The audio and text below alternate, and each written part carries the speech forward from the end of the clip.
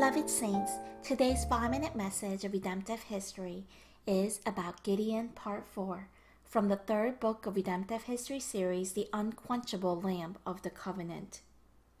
Last time in Part 1, we examined how Gideon was called a great warrior. In Part 2, we learned how Gideon selected 300 warriors. In Part 3, we learned about Gideon and the 300 warriors' key to victory. Today, in Part 4, let us study how Gideon's 300 warriors were exhausted, but continued to pursue to the end and completed their mission. Gideon's small army of 300 men were fighting against a great army of 135,000 men, and they were certainly exhausted. Judges 8 verse 4 states, "Then Gideon and the 300 men who were with him came to the Jordan and crossed over, weary yet pursuing." Here the word weary is ayep in Hebrew, and it means exhausted, without strength, fatigued, and thirsty. This word is used when one uses energy beyond what one possesses, so that one is physically pushed to the limit and exhausted. There were times during the war with Midian when Gideon's 300 men were so tired that they wanted to stop and give up from exhaustion. There were probably times when they felt that they had pursued the Midianites enough and wanted to quit. At times, they may have thought that Gideon was asking too much of them. Yet, the men continued to follow Gideon to the end. And although they appeared as though they would faint, they mustered enough energy to get up and continue the pursuit. When we look carefully in the Bible, it says that Gideon's men became even more drained when there was jealousy and contention from among the tribe of Ephraim, who boasted of their achievements and status. In Judges chapter 8 verse 1 it says, "Now the Ephraimites asked Gideon, 'Why have you treated us like this? Why didn't you call us when you went to fight Midian?' And they challenged him vigorously." In truth, Ephraimites were not the only tribe that were left out in this war against the Midianites. Despite this, the men of Ephraim were greatly disgruntled that they were excluded from the war from the start. They were filled with jealousy that they were not able to seize the initiative. However, Gideon did not resist in this. Instead, he responded, "Is not the gleaning of the grapes of Ephraim better than the vintage of Abiezer?" This is in Judges 8:2.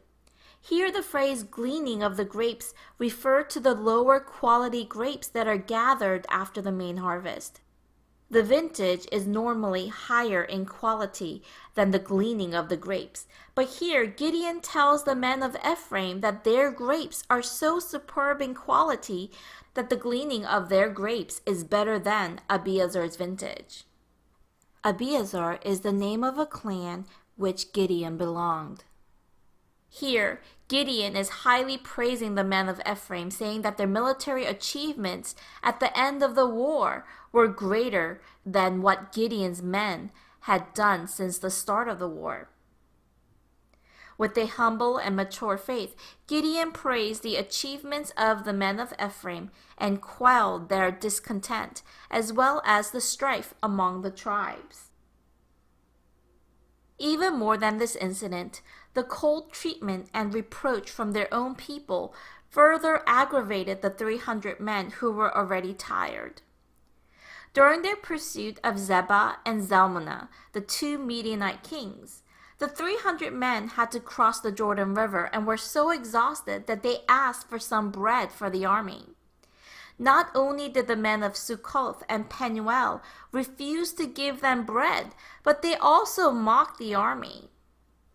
In Judges chapter 8 verse 6 it says, "But the officials of Succoth said, 'Do you already have the hands of Zebah and Zalmunna in your possession? Why should we give bread to your troops?' The 300 men, however, did not let the mocking bring them down. Instead, they pursue the two kings with the intention to completely destroying the Midianite power.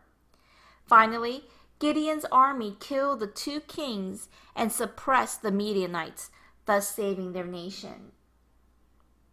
Beloved saints, in our lives of faith, there are times when we look at our surroundings and our hearts become discouraged and weakened. However, instead of despairing, we must look upon God who provides mighty strength to the weak.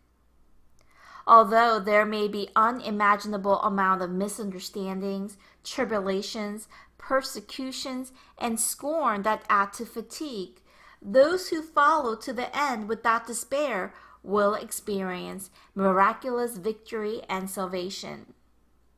So today, I pray that we may rely on God completely, cast away all doubts, and overcome all obstacles as we march forward to the great victory in the end.